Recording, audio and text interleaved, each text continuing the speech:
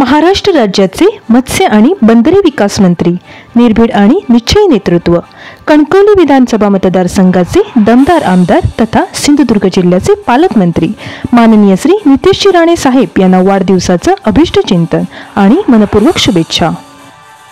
शुभेच्छुक श्री विठ्ठलराव सखाराम नाईक धुरे, माजी उपाध्यक्ष जिल्हा परिषद सिंधुदुर्ग, निमंत्रित भाजपा जिल्हा कार्यकारिणी.